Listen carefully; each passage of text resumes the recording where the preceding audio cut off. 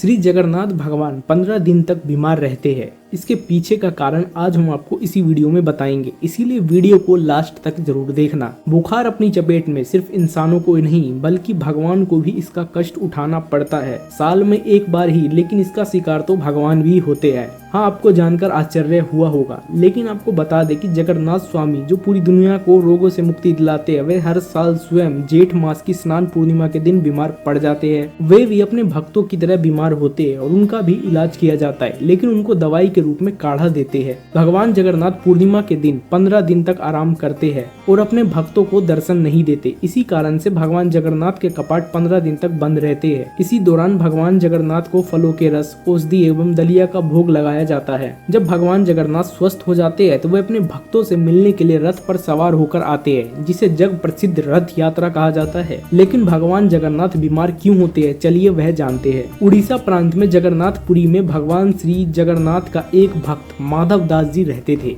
माधव दास जी अकेले रहते थे और वह भगवान का भजन किया करते थे। वह हर रोज भगवान जगन्नाथ प्रभु के दर्शन करते थे और अपनी मस्ती में मस्त रहते थे। वह सांसारिक जीवन से कोई मोह माया नहीं रखते थे, न ही वे किसी से लेना देना रखते थे। प्रभु माधव जी के साथ अनेक लीलाएं भी किया करते थे। एक दिन माधव जी की तबीयत अचानक खराब हो गई।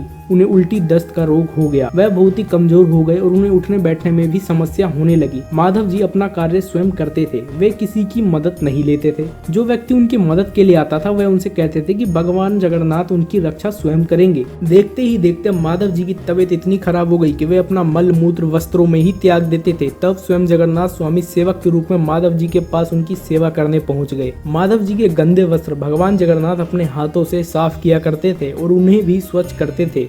उनकी संपूर्ण सेवा करते थे।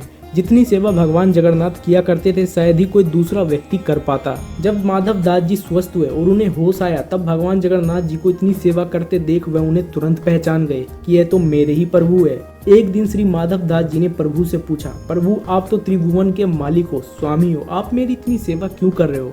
आप चाहे तो ये मेरा रोग दूर कर सकते थे। रोग दूर कर देते तो आपको यह सब नहीं करना पड़ता। तब जगन्नाथ स्वामी ने कहा, देखो माधव, मुझसे भक्तों का कष्ट नहीं सहा जाता, इसी कारण से मैंने तुम्हारी सेवा स्वयं की। जो प्रारब्ध में होता है वो तो तुम्हें भोगना ही पड़ेगा। अगर उसको जन्म से नहीं काटोगे तो तुम्हें उसके लिए अगला जन्म लेना पड़ेगा, और मैं नहीं चाहता कि मेरे भक्त को जरा से प्रारब्ध के लिए अगला जन्म फिर से लेना पड़े, इसीलिए मैंने तुम्हारी सेवा की। लेकिन अगर तुम कह ही रहे हो तो मैं अपने भक्तों की बात नहीं टाल सकता। अब तुम्हारे प्रारब्ध में 15 दिन का रोग और बचा है, इसीलिए वह 15 दिन का रोग तू मुझे दे दे। 15 दिन का वो रोग श्री जगन्नाथ प्रभु ने माधव दास जी से ले लिया। तब से भगवान जगन्नाथ 15 दिन तक बीमार रहते हैं। तब से आज तक बरसों से यह चला आ रहा है। साल में एक बार जगन्नाथ भगवान को स्नान कराया जाता है, जिसे हम स्नान यात्रा कहते हैं। स्नान यात्रा करने के बाद हर साल 15 दिन के लिए भगवान जगन्नाथ बीमार पड़ते हैं और 15 दिन के लिए मंदिर के कपाट बंद होते हैं।